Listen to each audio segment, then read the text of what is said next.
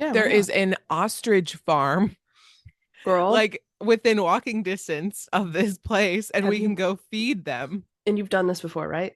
Mm-mm. They're horrifying. I believe Okay. it. Literally, they had an ostrich farm when we went to Arizona and we drove by it. And Suzanne and Bill were like, we should stop. And I'm like, Mm-hmm. of course. Mm-hmm. And horrifying. Okay. Mm. First of all, they're much bigger than you think they are. Oh, I'm excited to Like, see that. significantly bigger than Mm-hmm. you think. And so, I mean, I was a kid, I guess. So I was smaller than I am now, but I would still be very impressed. Mm. But either way, we go up and there's signs everywhere that says, do not feed with your hands. Like it Mm. is plastered everywhere. Mm-hmm. And they give you this bucket, Mm-hmm. and you have two choices. You can either pour the bucket down the chute that will then get it to the other side of the fence where the ostriches are, or you can try to pour it down the chute and have the ostriches peck the shit out of the bowl and make it fall out of your hand as they reach over the fence and just bam, bam, bam, bam, bam, bam. It's so horrifying. And I'm over there holding the bucket, Right. and they're just like, and I'm like, ah! Try not to die from ostrich pecks. I'm so excited. I'm I could excited not be for more you. excited. I need Chris to take a video the whole time. I want to be part of that experience with you. Okay. All right. Look at their feet. Also, their feet. Oh no. I mean, look, but then look away really fast. Okay. All right. Soak it in and then brain dump it. Mm-hmm. We'll do it.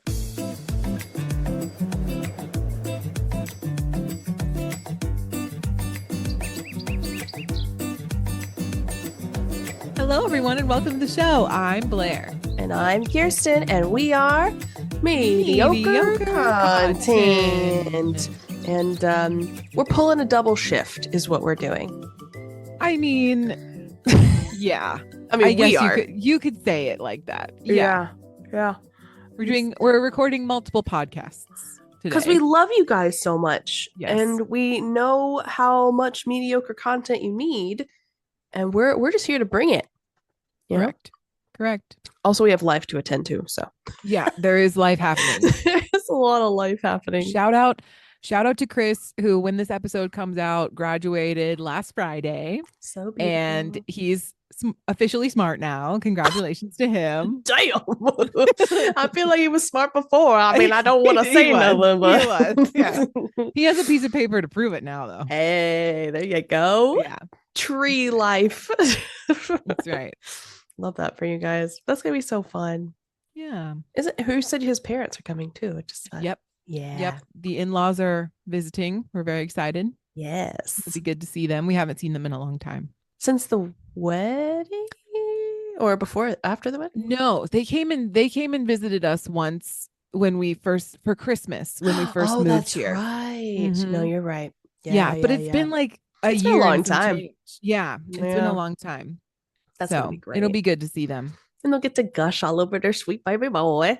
Yeah. And That's they'll see very the fun. cats again, which is exciting. Honestly, who doesn't want to come and visit cats? I Who's gonna complain? not I. I would love Yeah. to visit the cats. I don't even care if it's a cat. You got an animal in there? That's who I want to see. Mhm. That's who Yeah. I have come for. Yes, it'll be very exciting. I will be seeing. So we're going before we move. We're going back to the East Coast to visit Mhm. my family, and my brother has Mhm. a cute dog named Sunny. Shout out to Sunny, and I'm obsessed with her. I'm so excited to see her. Precious babies. Yeah, I Mhm. feel like that's the life, man. I'm here for your pets. I'm here for your pets, right? And honestly, I take no offense if you're here for my pets because sames. Love the pets. You have animals in your good news this week too. Yes, I do. Yes, I do. Let's disclaim, and then we will start Oops. with the animals in the good news. Okay. Yeah.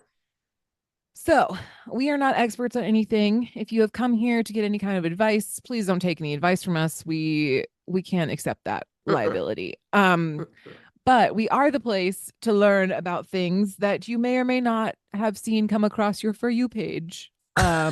So yeah, I mean, I'd be shocked if the women's hockey league was on your For You page. It would be very niche, I feel. Oh, if that was your, oh, is that what you have? yes. Oh, okay. It's only because I follow all the NHL teams, I think, Oh, though. okay. Well, Yeah. yeah, So the I've just started following algorithm them. knows Yeah. you want it. Yeah. Okay. Yeah. So I guess if you're into hockey, it's not that Sure. weird, but Right. like for the general, It's not um, coming up yeah. if you're not a hockey fan. So anyway, not to offend. Sorry, I'll take it No, back. it's fine. No, you're good. Okay. So with that, I'm gonna take y'all into the good news. We're talking about baby deer. I have like a small little baby deer story, um, which is appropriate Yes. for the first good news. So I am grateful you included a picture. I know, that was specifically for you. Thank you. The Edinburgh Zoo has shared the first images of an adorable 2-week-old southern poodoo fawn, which is the second smallest deer in the world. So the baby is like hella small. Hella So small. cute. That baby a hella small. It was born to first time parents Violetta and Evan. Evan. So cute. I'm The sorry. tiny female youngster is doing well and has been named Gia by keepers at the zoo, managed by the Royal Zoological Society of Scotland. Native to the forests of Chile and Argentina, hoodoo are the smallest members of the deer family, with the larger of the two, the southern poodoo, standing at just 17.7 inches or 55 centimeters tall Oh my God. when they are fully grown. Oh my God. Appearing somewhat like a hybrid, an adult southern poodoo has a stocky build with antlers that grow up and curve back, giving it the appearance of a goat. Oh my God. That's a wide stance, my guy. Super Uh, solid. Edinburgh Zoo's tiny new arrival weighed about 1.2 pounds Oh. at birth and less than a loaf of bread. Oh my God, why are we I comparing it know. to bread? I It's like don't when know. it's like when we have when ladies have their babies and they go in, they're like, yours is the size of a lemon. Right. So And like cute. in gestation. Yeah, Yeah. yeah. No, and it's less than a loaf of bread. It's so cute. And Mm. she won't be able to be viewed by the public for the first few weeks of her life for Ugh, reasonable reasons. But reasonable probably reasons. starting July, visitors can see her under the watchful guidance of Violetta, her mom. It's so soon. I know. I think it's like the week after this pod comes out. Yeah. Oh my Yeah. God. We I will know. see her soon. She's Oh, so cute. they are so cute. Oh my goodness. If you don't know what it looks like, highly recommend looking at it because I'm looking at it right now and I want one so bad. It's the cutest deer you've ever seen. It literally is. And deer are cute. She's got her little spots too. Yes. Oh, she It's is like pretty stocky. it's like Bambi, but like cuter. It's like if Bambi was shrunk down like 10 times. Mm-hmm. Yeah. And They have didn't the have cutest. childhood trauma. No. Thanks, Disney. Damn. No, it's pretty accurate, actually.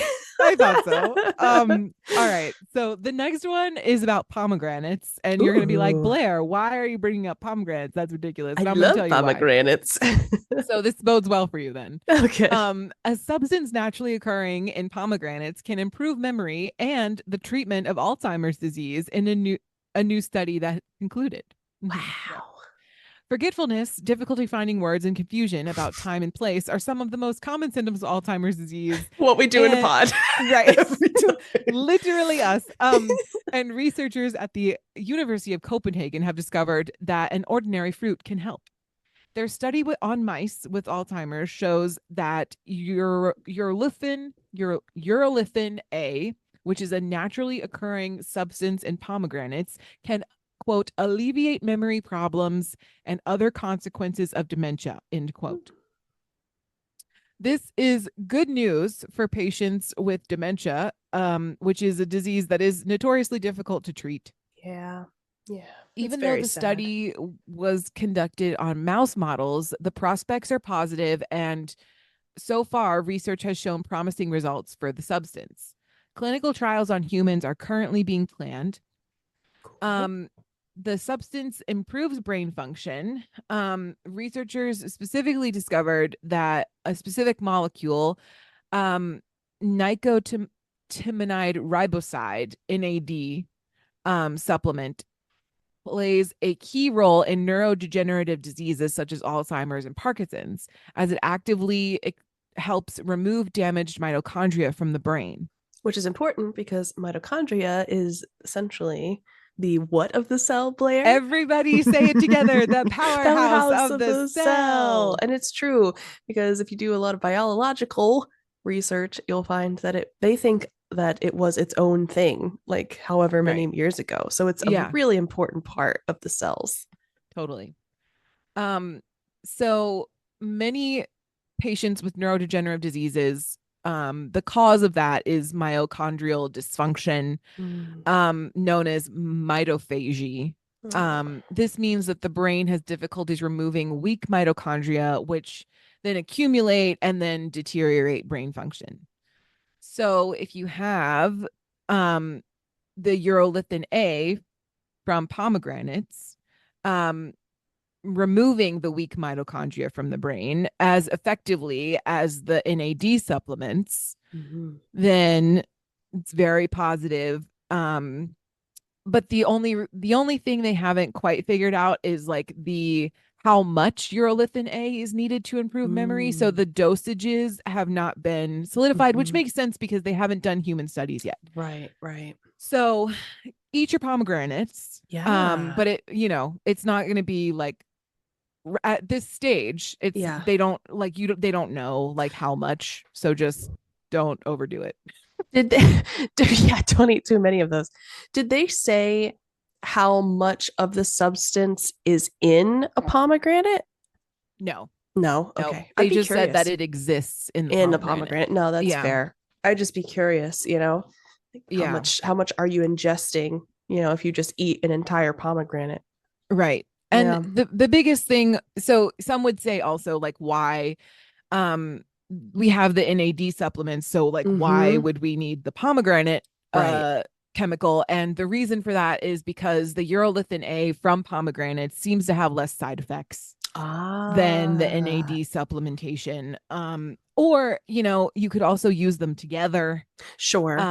which is Yeah. always a positive. So yeah, less side effects in the mice trials, which is great Yeah. because we hate side effects. Side effects are the worst. The side effects are what make taking the medicine sometimes unbearable, which Right. it just sucks for people who are already suffering. So Yeah. totally understand that.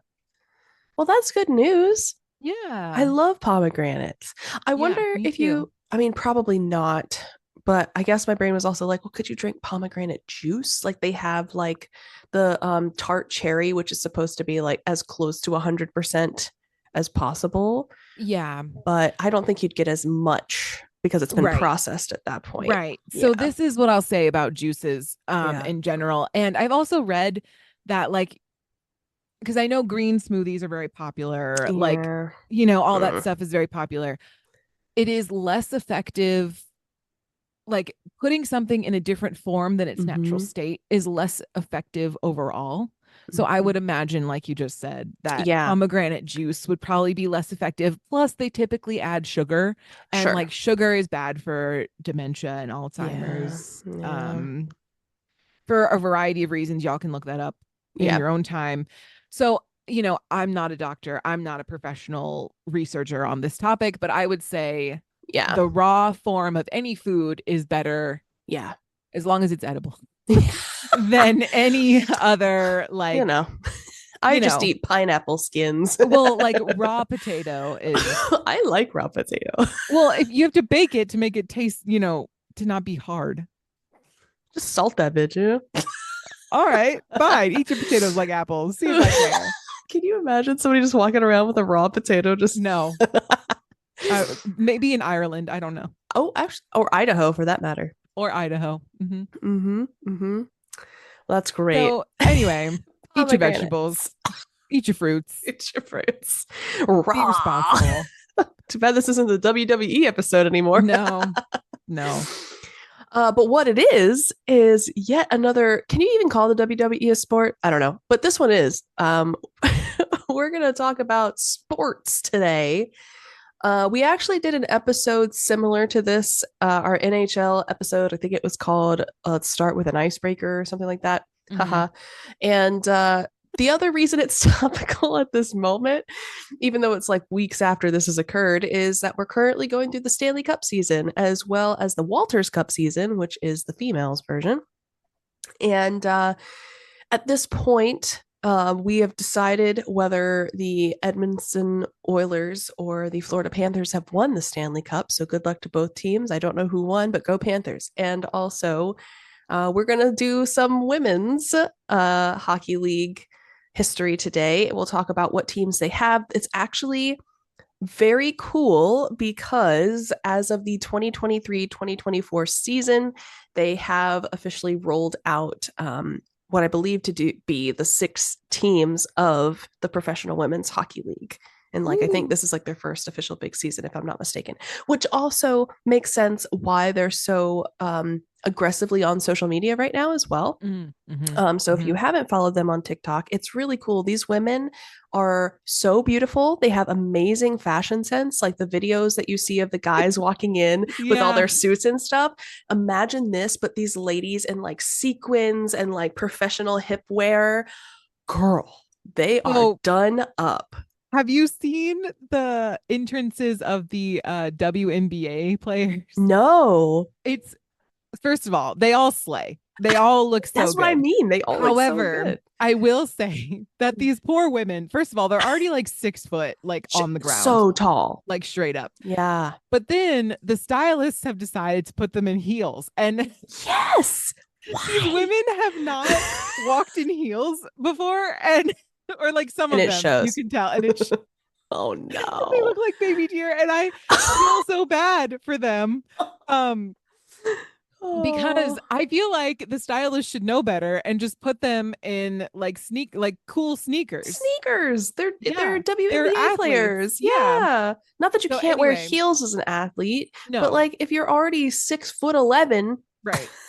you probably don't need it. Right. So anyway, I just Yeah. thought that's a lovely little tidbit. Yeah. Not to hate on them because they're wonderful No, and amazing. but they're And if you want to fashion wear heels, you can totally do stylists. that.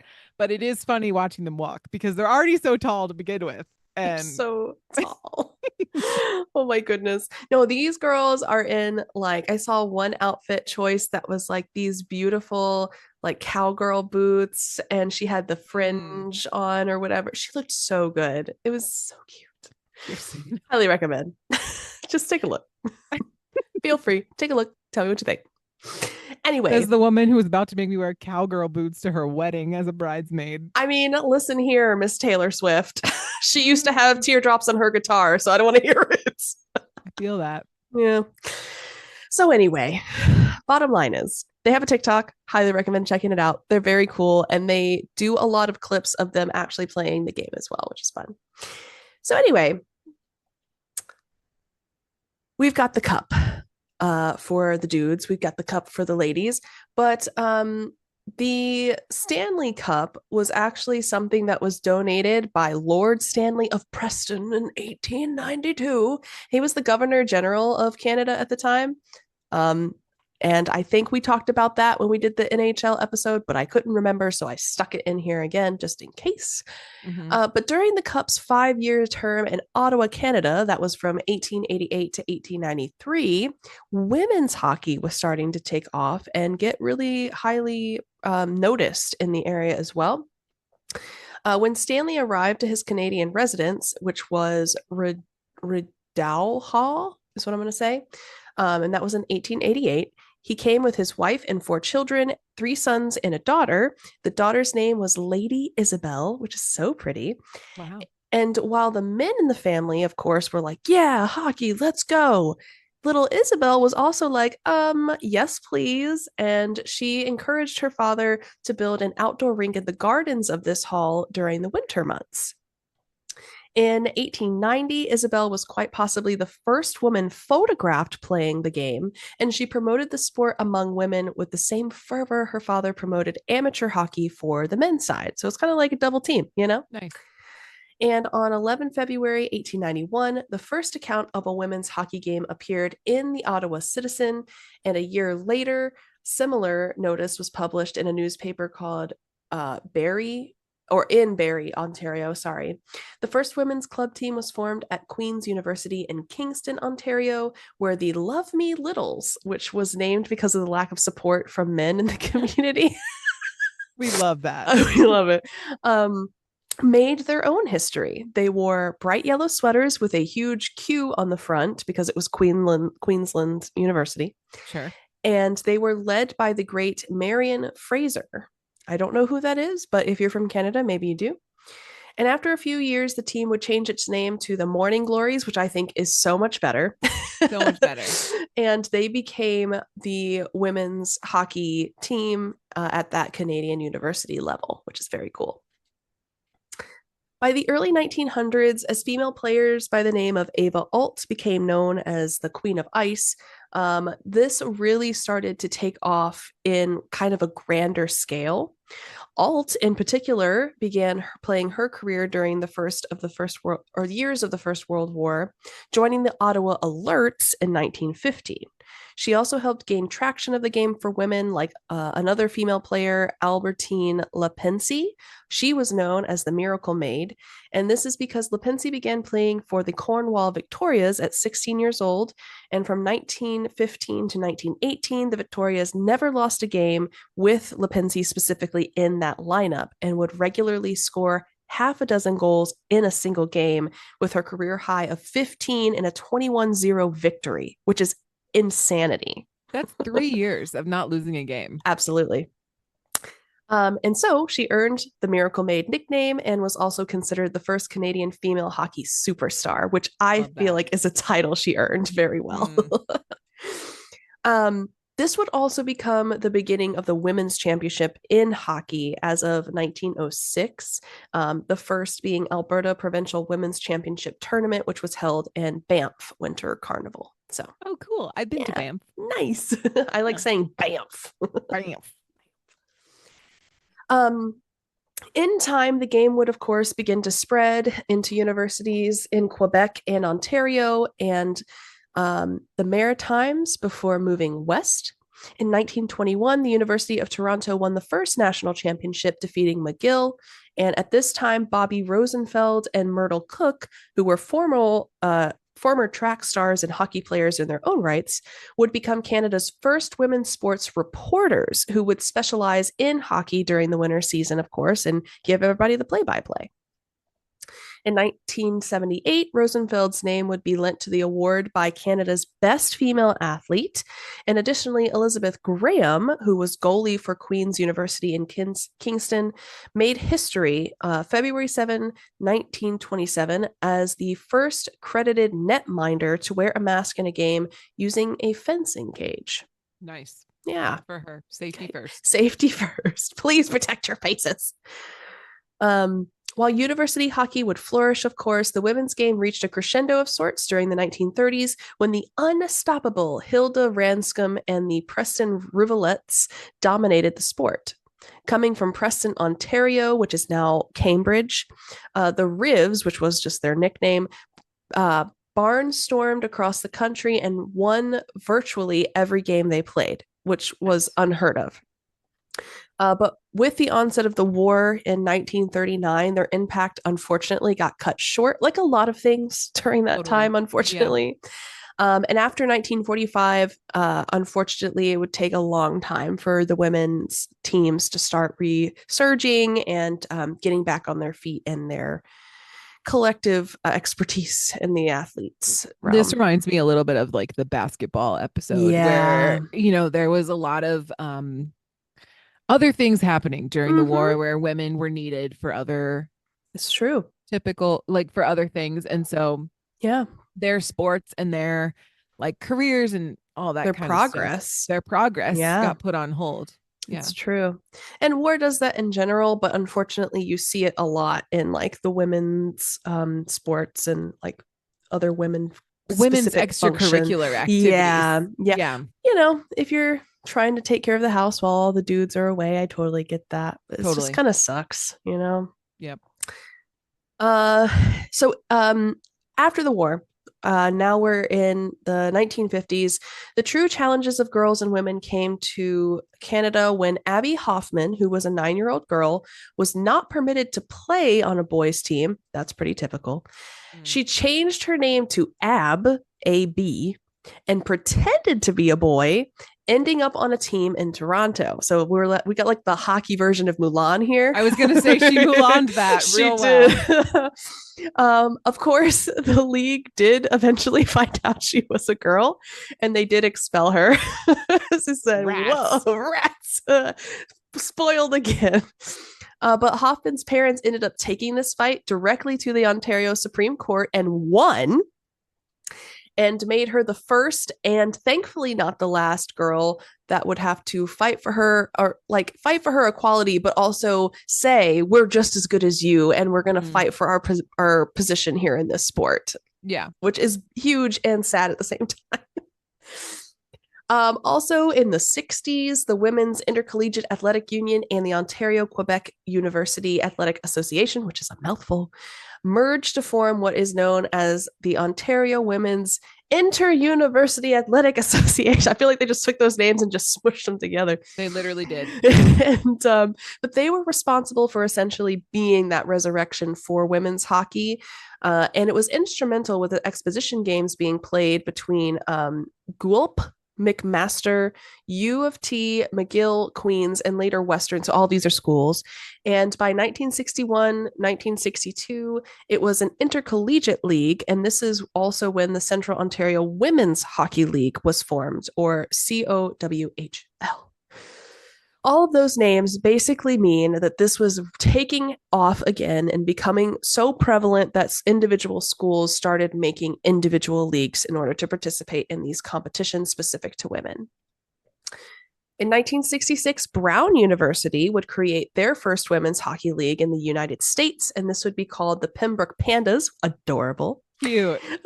They made history and would pave the way for more American colleges to create teams, particularly in the early 1970s, although there were many years that would follow prior to national championships being held. By the 1970s, though, there was a player called Shirley Cameron, and she would become hockey's first star of the modern era. She would help found the Edmonton Chimos?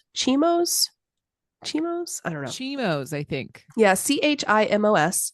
However, without doubt, the most important event in the women's game that would connect the past to present came in 1975 when Fran Ryder established the Ontario Women's Hockey Association. For the first time, there was a group dedicated entirely to girls and women and growing the sport to make it more accessible. And the organization's impact across the world in the last half century has been immeasurable, and it is that organization that would actually bring the Women's World Championship to Brampton, Ontario in April 2023. So we're talking very recent even associations for things in the 70s that were happening. Lots of impacts. While the superstar lineage in Canada can be traced from Angela James to Hayley Wickenheiser to Marie-Philippe Poulin, the first real star player was Edmonton Shirley Cameron, who we just talked about, who was establishing those Edmonton Chimos. And she wore the C for Canada at her first International Ice Hockey Foundation Women's Worlds in Ottawa 1990. Because of the OWHA, which is the organization that was founded because of her, and because of her individual success, a true national championship was created in Canada in 1982 to unify the game coast to coast and give women a single-minded purpose that previously didn't exist, because the NHL obviously had like their Stanley Cup finals and all of their end of regular season games that would trigger all the brackets, but women didn't really have that opportunity yet, and so this would really set that into motion for them. That same year, the Naisten SM Sarja was established in Finland. I apologize if I butchered that, which was the first national league of a major hockey country in Europe. So now it's making its way outside of the North American area. Mm-hmm. And 2 years later, Sweden would introduce an unofficial national championship that would blossom into greater popularity for the game and organized play. So establishing everywhere. All these initiatives within various countries between North America and Europe would finally come together in 1987 when Ryder established the first truly international women's world championships. Played in Toronto, it featured 8 teams and would prove extremely successful. Out of this formed the International Ice Hockey Foundation and European Women's Championship, played in 1989 in Dusseldorf and Rottingen, Germany, with Finland as the first winner. So go Finland, nice. I guess. So, yeah. The IIHF is a worldwide governing body for ice hockey that is literally internationally recognized. It is based in Zurich, Switzerland, and has 82 members, or 82 member countries. I apologize. And it also maintains the world ranking based on international ice hockey tournaments. A year later, the IIHF would host the first Women's Worlds, and it was onwards and upwards after that. 1992, Canada's Manon Raume made history by playing a period of an NHL exhibition game for the Tampa Bay Lightning. And in 1997, the IIHF mandated that all on-ice officials at the Women's Worlds should be women. So that's nice. Kind of neat. We like that. Yes. That year was also the start of the IIHF commitment to an annual World Women's in non-Olympic years. And a year later, more history was made when the women played in Nagano, the first women's hockey league, as a medal sport at the games. So cool. Can I just say something real quick? Of course you can. The idea that Tampa Bay, so like I associate hockey with like cold climates, right? Sure. Yeah, I know. There's the two in Florida. That Tampa Bay has a hockey team is outrageous because first of all, the cost to have a hockey rink in a warm climate is astronomical. And also, like, why? I bet nobody in Florida. I mean, everyone loves it. Well, yes, but like nobody in Florida. I feel like a little boy or a little girl growing up in Florida, their first thing wouldn't be, oh, let me go play hockey. Apparently, you'd be surprised. Okay. I thought the same thing. I was like, no way. They care as much about this as they do like baseball or football, like stuff like that. But apparently, specifically with Tampa Bay Lightning and the Florida Panthers, they are like gung-ho, ready to go. Isn't it weird? I think so. I mean, it's like so much more natural, like for Canada. Canadians and like upper northeast, like the Boston America. Bruins. This makes sense. It's like integrated into the culture. They have the season that's necessary for it, even though they don't like practice out on a frozen pond or whatever. But like, I mean, they might, but I don't know. The Krakens do have an outdoor one. It's very cool. Do they really? Well, that's and fun. During they did like a throwback game or something at home, and it was all outdoors, and they were throwing fish. As they entered the ring. It was very cool. Yeah, so they do, but like Florida is kind of weird. I just think it's weird. That's all. I mean, it is weird. As far as like a sports franchise. Oh yeah. In Florida, I feel like it's super weird. No, you're right. To each his own, I guess. It would be like if there was some kind of tropical game in Florida, it'd be weird to see it in Canada. Like it's just like, how did you get up there? Right. Yeah. No, I get you. I thought the same thing. Like noodling. I feel like you can't do that in Canada. What's noodling? With the catfish where they like, huh? You've never seen this? Oh no. So I don't think it's not an official sport. Oh. But it's like a show that they had around the time of like Duck Dynasty. And okay. That. Yeah. So it was a show where people go into these like marshes or swamps and they grab them with their hands. They stick their arms in the like little caves in the side of the riverbank where the catfish live. I did not know that had a name. And there's a giant catfish on their arm and it's called noodling.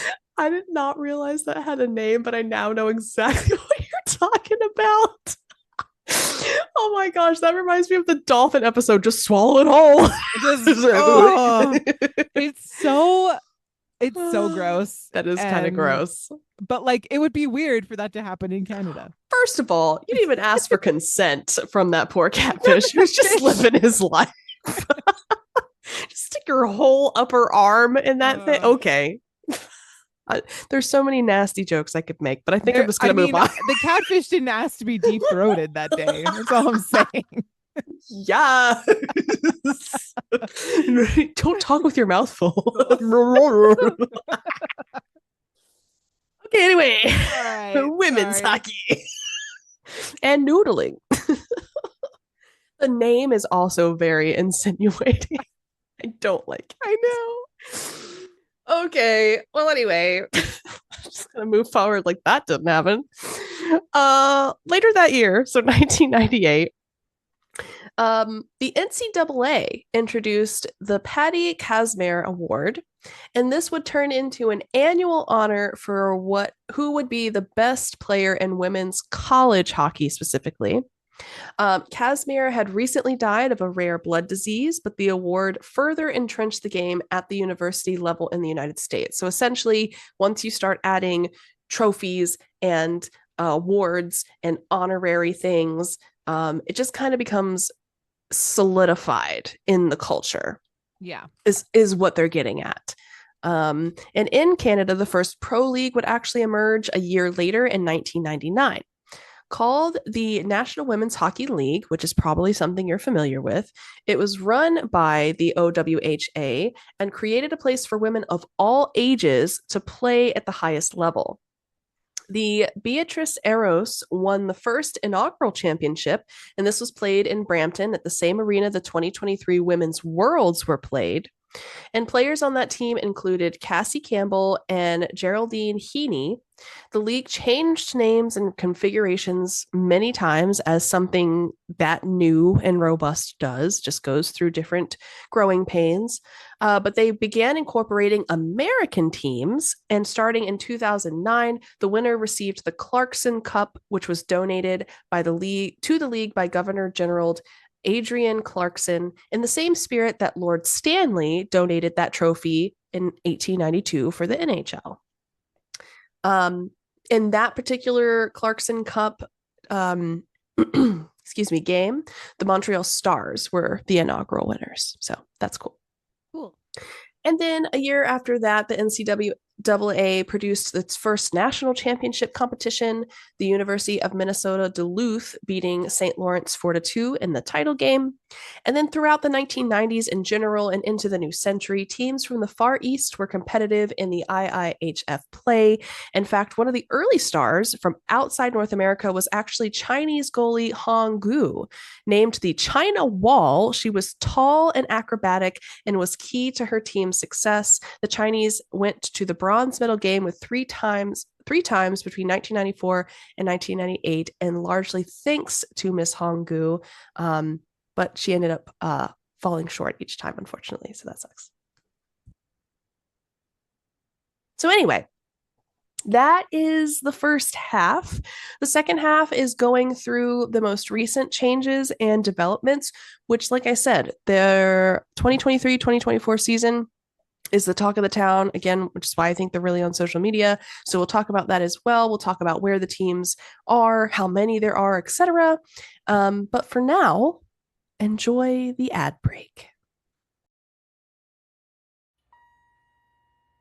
Every week, you listen to the MCP host droll on and on about, quote, interesting topics. And yes, I did just use air quotes for that. We are positive your listeners would come up with better topics than them, and so we are enlisting you to send them over so we can talk more about exciting things in the future episodes. We highly encourage you to do yourself and other listeners a favor and start sending good topic ideas over to mediocrecontentpodcast@gmail.com. We even give you permission to slide into their DMs over on Instagram at Mediocre Content Podcast and Twitter at Mediocre Squawks. If you don't decide to send topics over, prepare yourself for continued intense mediocrity. Though honestly, it will probably be mediocre either way. Thanks for trying, and good luck in the second half of this interesting podcast, air quotes still included.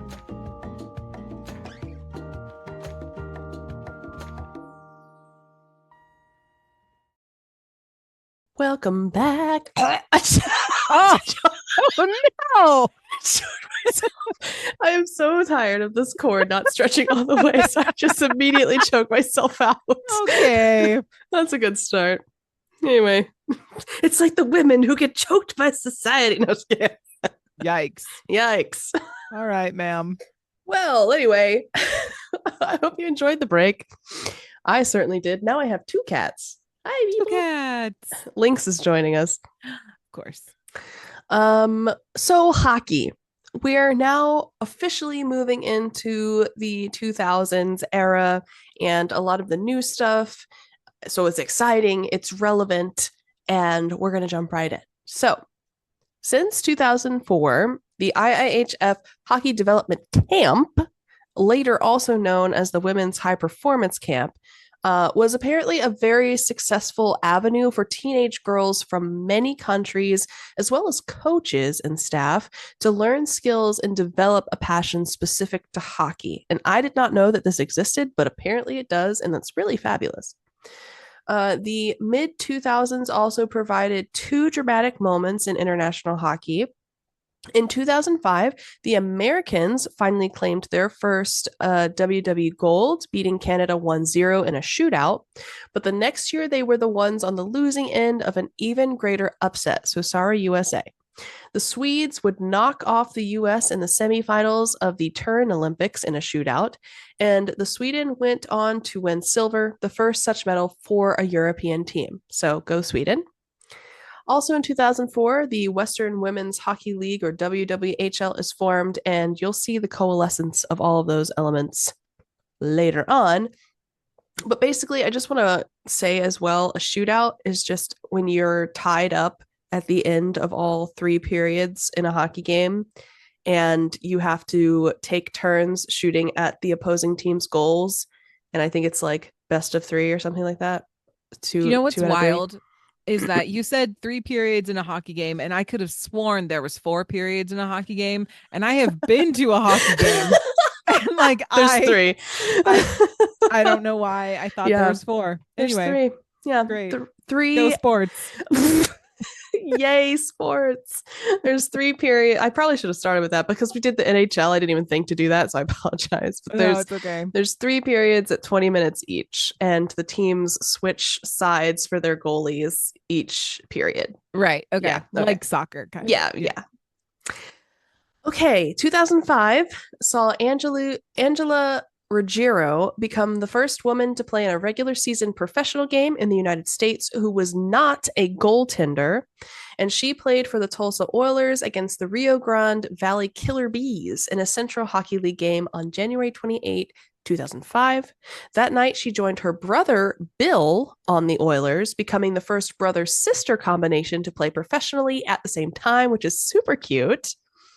Additionally, that same year, the USA ends Canada's streak of 8 straight, 9 unofficial World Championship titles in a shootout, and the Clarkson Cup is commissioned by Canadian Governor General Adrian Clarkson, which we talked about. And that cup is, of course, the one that's awarded to Canada's national women's champions. The increase in popularity and participation of the women's game everywhere was finally acknowledged by the IIHF in 2008 and the Hockey Hall of Fame in Toronto 2 years later, when the first women were inducted into their respective halls for career accomplishments. Cammie Granado, Geraldine Heaney, and Angela James were the first honorees, and many more, of course, have followed since, giving respect to the women where respect is due, because they do the work also. Mm-hmm.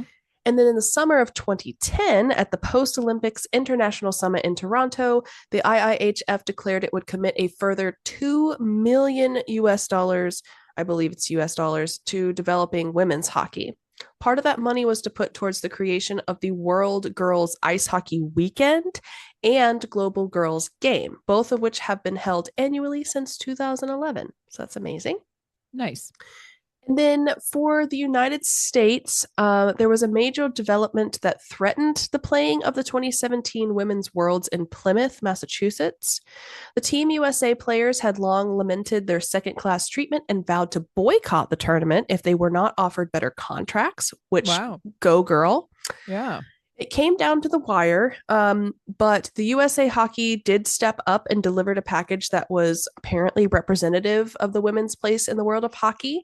And they ended up going on to win gold thanks to Hillary Knight in the golden goal against Canada. So fight, and they succeeded.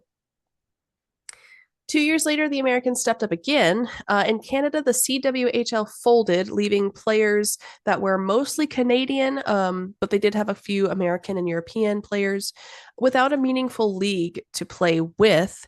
So the US players left their own loosely pro league, which was the NWHL, in a solidarity, and then ended up creating what would be called the Professional Women's Hockey Players Association, or PWHPA. So many acronyms.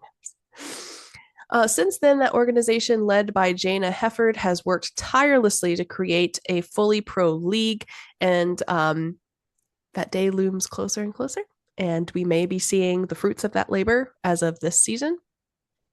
The IIHF helped grow the game by enlarging the WW from 8 teams to 10.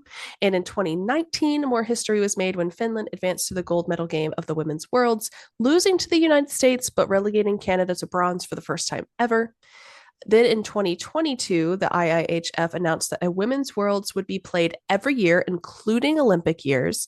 And that right, huge. And that year also saw a breakthrough of another sort when Sarah Nurse was put on the cover of EA alongside the NHL's Trevor Zegras, a milestone for both women and women of color.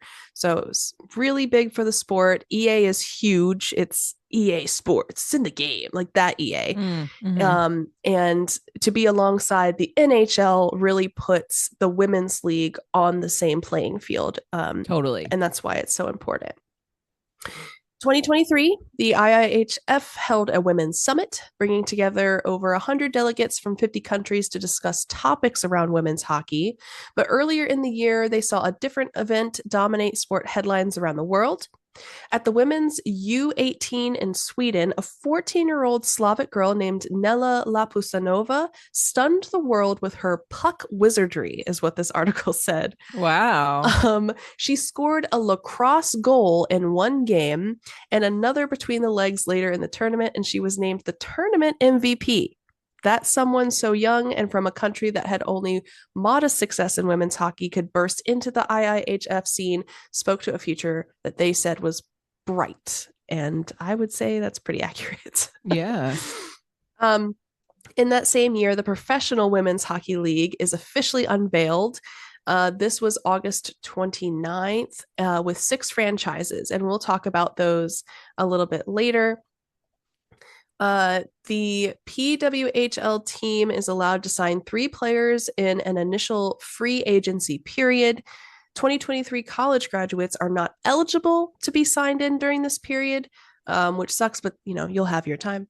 And then Kelly Panic becomes the first player to ever sign in to the PWHL as she inks a contract during the initial free agency period with specifically the Minnesota team. And Kelly did become the first player in that league to kind of kick the league off, which is just like a lot of league. But basically by signing this, it's not just official like, oh, I'm in the league. It's also solidifying the PWHL as the official women's league and starting to develop these other teams in the other areas. As of 2024, so like literally right now, the PWHL began its inaugural season on New Year's Day at the Mattamy Athletic Center in Toronto, Ontario, Canada. New York defeated Toronto by a score of 4-0. New York's Ella Shelton scored the PWHL's first regular season goal, assisted by Alex Carpenter. New York netminder Corinne Schroeder recorded the PWHL's first regular season shutout with 29 saves. Let's go, girl. Mm-hmm. And on Friday, February 16th, 2024, the PWHL set an all-time women's hockey attendance record with over 19,000 fans at the game between Toronto and Montreal, which is crazy. So it's up to the wire. It's literally this season that they're highlighting. It is considered the kickoff of the PWHL. They want this to be essentially not the competitor, but the equivalent, to the NHL. And so for this 2023-2024 professional year, these are the locations and captains of the, I believe, 6 teams that they have available for the women's league. There is Boston, which is technically in Lowell, Massachusetts, United States, and the captain there is Hillary Knight. There's also Minnesota and St. Paul. This is also in the United States, and their captain is Kendall Coyne Sheffield. Of course, we do have Canadian friends in Montreal and Laval, in Montreal, Quebec, Canada, and their captain is Marie-Philippe Poulin. There's New York, and it's kind of both areas, but they have Bridgeport, Connecticut, as well as Elmont, New York in the United States, and their captain is Micah Zandy Hart. In Ottawa, Canada, there is Captain Brianne Jenner, and then finally in Toronto, Canada, there is Captain Blair Turnbull, which I thought was fun. Oh, that is fun. Yeah. She spells it different than me, though. She does, yeah. She took a page out of my book. She's like, just throw a Y in there. It's fine. Literally. So unlike the NHL, the PWHL has the Walter Cup, like I said briefly in the beginning. But the really cute thing about this cup is it was actually created in partnership with the global luxury jeweler Tiffany & Co., which I think is such a slay for the girls' league. That is such a slay. Oh my God. Yeah, our cup is from Tiffany. Yeah. Like, suck on that, boys. For real. So the Walter family is a leader in philanthropy and business. And they provided the foundational support that launched the PWHL, and their regular season puck drops in January 2024. Mm-hmm. And their season is actually going to end this month, June 2024. So also, for those wondering, I just looked it up because I was curious. Sure. The teams don't have like names. No. It's just the cities in which they're associated with. So there's no, it's not like the Ottawa Maple Leafs or whatever. Right. Just, yeah, like New York, because the NHL has the Toronto Maple Leafs, but that's an NHL team. Yeah, you know what I mean. Oh no, I was. Oh, yeah. I said Ottawa Maple Leafs. I'm sorry. It's fine. Yeah. I'm sure they all drink maple syrup. Anyway, I'm gonna get canceled for that. Okay. I just spent the whole pod talking about Canada. They're fine. It's fine. They're wonderful. I'm sure. I know a few Canadians. They're fantastic. Yeah. But yes, so, and their league is also, I believe, a little bit shorter. They don't have as many teams, but also they haven't been as cohesively established for as long as the NHL, which is just a symptom of the world in all women's sports. Totally. So it takes a little bit to take off, then something major happens and they get a little bit of a side, like, we'll get to you later. And then they have to restart from square one. It very much the what's happening in the WNBA right now as well. Yes, exactly. So the good news is it's seeing a beautiful resurgence. It's establishing something that even though it has 6 teams that are technically unnamed now, who knows? Literally next season, they're able to reinstate a whole group of other teams and maybe give them names, and that's beautiful. Yeah. But either way, amazing luck this season, girls. I hope that it all pans out the way you envision it. I hope it's been going well for you. Also, just a little plug at the end here. The Stanley Cup has already passed, so somebody won. Unclear at this moment, but we'll find out on Tuesday for Game 5. Obviously, like I said, this will have passed by the time this comes out, but go Panthers. Woohoo. And then just really briefly, if you want to know how to get involved, and this goes for the NHL too, in a way, they are all on TikTok. I follow almost every NHL team, including the PWHL team on TikTok. They have a lot of good content. There's some really hot people. So if you want to do a little people watching and see cute people dressed up in suits and really pretty gear, that's probably a good place to do it. Also, though, not sponsored, but can you imagine? Internationally, though, if you want to check out the Women's Hockey League, it does have streaming options on their official YouTube channel, so you can watch them and the games and their content there. In Canada, if you kind of want to do it TV wise, I believe it's available on TSN, Sportsnet, and CBC.